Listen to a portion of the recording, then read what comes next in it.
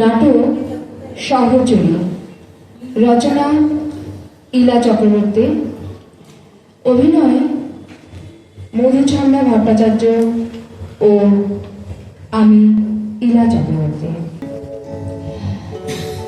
বৌমা, বলি ও বৌমা, তোমার ঘটিটা কোথায়? বলি কমলি কি মেজে দিল? আমি যে জল খাবো। বলি ও বৌমা। আর পারি না, জানি না ওই ঘটিটার মধ্যে কি আছে। গ্লাসেও তো জল খাওয়া যায় নাকি? না না না না না, আমার ওই ঘটিটাই চাই। তুমি ভালো মতো জানো যে আমি ওই ঘটি ছাড়া জল খাই না। ওটা আমার শাশুড়ি দিয়ে দিয়েছিল। সারাদিন মৃত শাশুড়ির নামে নালিশ চলছে, অথচ তার ঘটি আঁকড়ে পড়ে রয়েছে। আজব মানুষ বাবা। আচ্ছা বাবা, দিচ্ছি দিচ্ছি। কেমন করে দেখো। তুমি কি করছো বলো তো? এই দেখো, আবার তুমি সাত সকালে মোবাইল নিয়ে বসেছো। হ্যাঁ, সকালবেলা মোবাইল ঘাটলে সংসারের কাজ করবে কখন? আমার অনেক সময় কি না মা, আমি তো রেসিপি দেখছি। আজ নতুন তরকারি করবো আপনার জন্য। আপনার তো আবার রোজ রোজ নতুন নতুন রান্না না হলে সয় না। দেখছি তাড়াতাড়ি কি করা যায়। মরণ, আমাদের সময় বাবু তরকারি বানাতে গুগল লাগতো না। হাতে খুন্তি, মশলা, মুখে নাম, এই ছিল রেসিপি, বুঝলে? হ্যাঁ, আপনাদের সময় চলে গেছে মা। এখন অনেক কিছু বদলে গেছে। বড় সময় কম এখন আমাদের। এখন মাথা হয়ে গেছে কম্পিউটার। এক ঘটি জল তুলতে পারো না, আবার বড় বড় কথা। আমার আর কিছু শেখাতে হবে না। সকাল থেকে রাত অবধি যা সব দেখছি তাতেই আমার চোখ সার্থক হয়ে গেছে। ও তোমরাই শেখো। আচ্ছা, তোমার না কতবার বলেছি সকালবেলা স্নান করে পুজো করতে যখন যাবে তখন ঘোমটাটা দেবে। ওখানে ঠাকুর দেবতা রয়েছে, বুঝলে? তোমার শ্বশুরের ছবি রয়েছে। মা, এখন আর কেউ ঘুমটা এমনি দেয় না মা।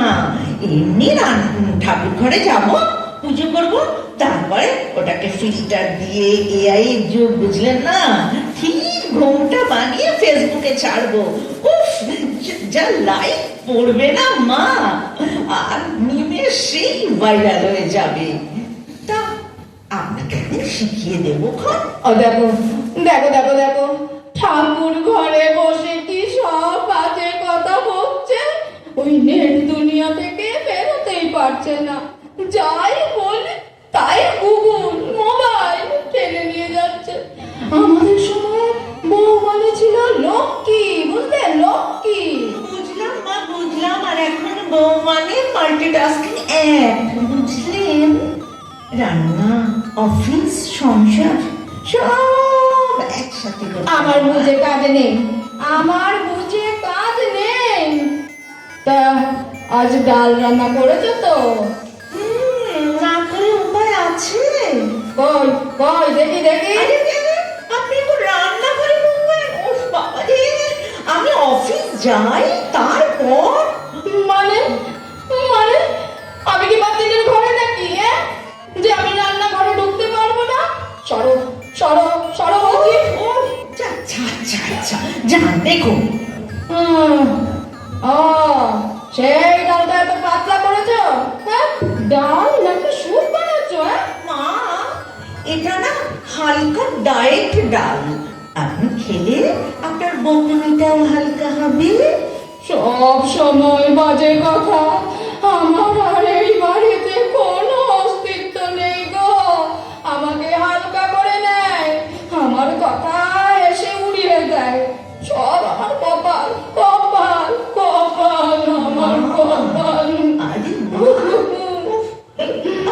কাঁদছেন কেন বাচ্চাদের মতো? প্রতিদিন সকালবেলায় অফিস যাওয়ার সময় আপনি এমন কেন করতে থাকেন?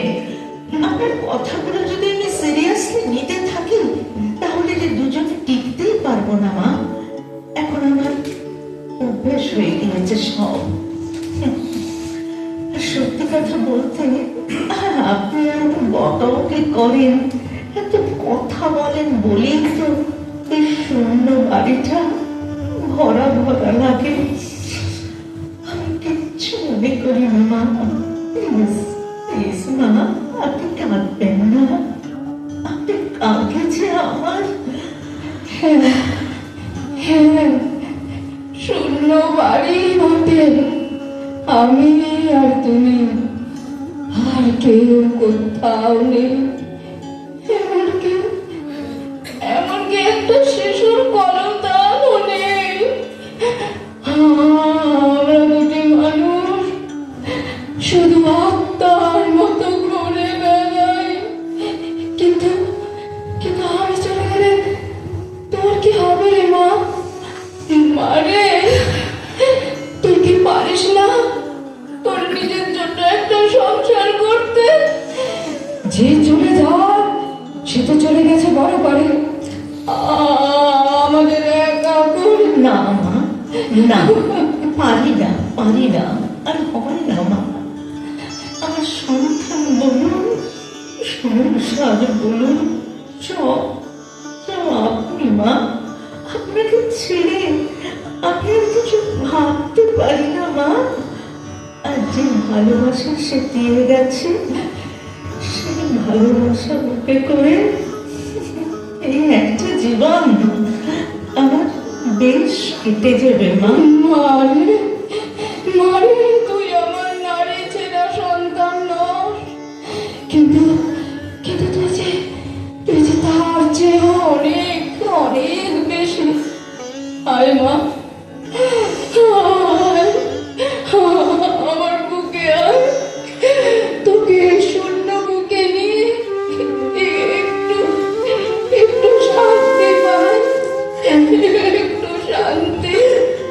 হ্যাঁ মা, আপনি আমাকে এইভাবেই রোজ রোজ বলবেন। আমরা দুজনে রোজ ঝগড়া করবো এইভাবে। আমরা বাড়িটাকে কোথায় গল্পে বসিয়ে রাখবো মা। কাঁদিস না মা, কাঁদিস না, কাঁদিস না, কাঁদিস না, কাঁদিস না, কাঁদিস না, কাঁদিস না।